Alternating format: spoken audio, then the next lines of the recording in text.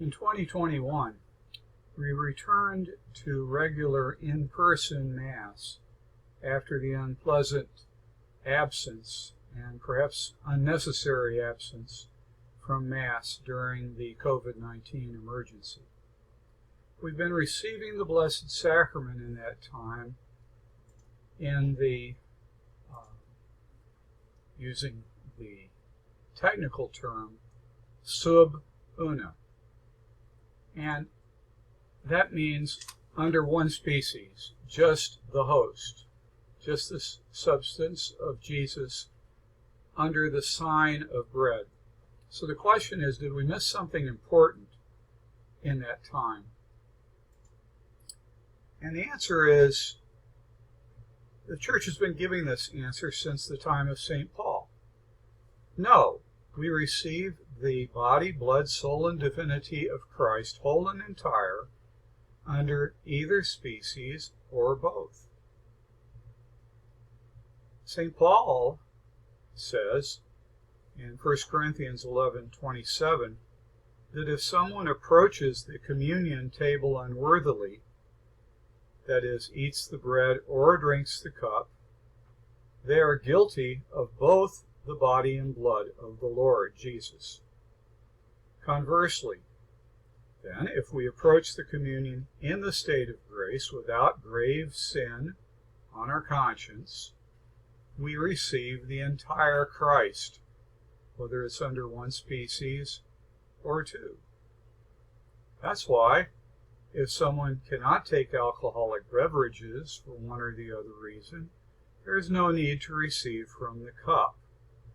Also, at those times when folks who have celiac disease or a similar condition that makes them allergic to gluten, if they have no access to gluten-free hosts, they may receive only the cup, and there they receive the entire Christ. Now, at St. Pius X, all you need to do is ask the deacon or sacristan, and we will give you from a gluten-free host. In fact, there is some small evidence that in the early church, some congregations could not afford regular communion under both kinds and only received the species of bread. And of course, for a long time, prior to the Second Vatican Council, the faithful only received the one species, the bread. And in fact, it was the priests only who received under both species. In every case, they were receiving the whole Christ, body, blood, soul, and divinity. In a recent letter to clergy, Archbishop Gustavo has also emphasized that although reception of the Eucharist sub una is certainly valid, he says there is a spiritual benefit in receiving under both species. When we take Christ in this manner, we participate in the fullness of the sign, under which the whole Christ, signed under both species, is received by the whole faithful, clergy and laity alike. This completes the sign of the death of Christ. That's the death of Christ that we represent in our celebration of the Eucharist. It's symbolized by the separate consecration of the bread and then the wine.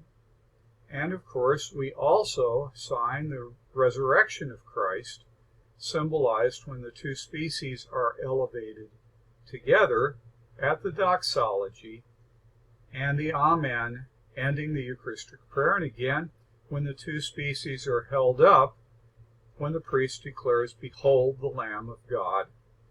And we answer, "Lord, I am not worthy." So we sign the death and resurrection of Christ in the sacrament by receiving under both species.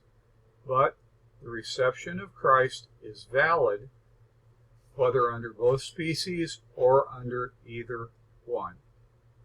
If you have any additional questions on this, certainly feel free to call the rectory or talk to any of the clergy after Mass at any time.